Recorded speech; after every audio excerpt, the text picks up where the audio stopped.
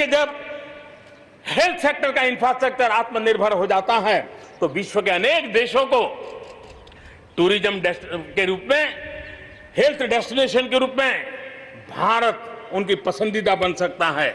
और इसलिए हमें आवश्यक है कि हम भारत में बने सामान की पूरी दुनिया में वाहवाही कैसी हो। और एक जमाना था हमारे देश में जो चीजें बनती थी, हमारे स्किल मैन पावर के द्वारा जो काम होता था, उसकी दुनिया में बहुत वाहवाह होती थी, इतिहास गवाह है।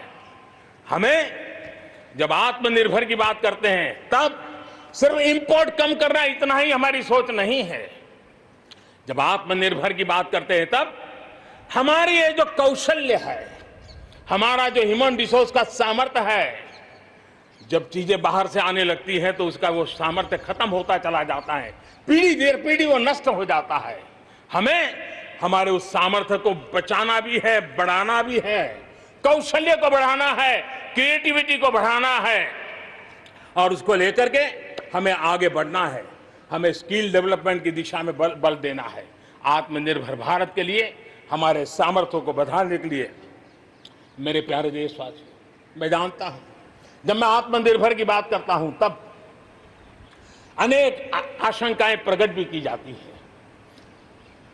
मैं इस बात को मानता हूं कि आत्मनिर्भर भारत के लिए लाखों चुनौतियां हैं और जब विश्व स्पर्धा के मोड़ में हो तब तो चुनौतियां बढ़ भी जाती हैं, लेकिन देश के सामने अगर लाखों चुनौतियां हैं तो देश के पास करोड़ों समाधान देने वाले शक्ति भी है, मेरे देशवासी भी हैं जो समाधान का सामर्थ्य देते हैं।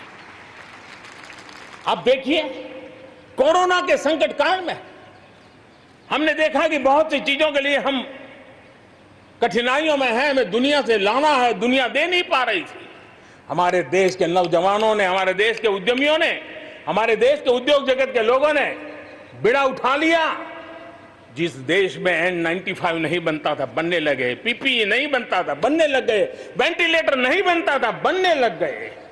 देश की आवश्यकताओं की तो पूर्ति हुई, लेकिन दुनिया में एक्सपोर्ट करने की हमारी ताकत बन गई। दुनिया की जरूरत थी आत्मनिर्भर भारत दुनिया को कैसे मदद कर सकता है, आज हम इसमें हम देख सकते हैं।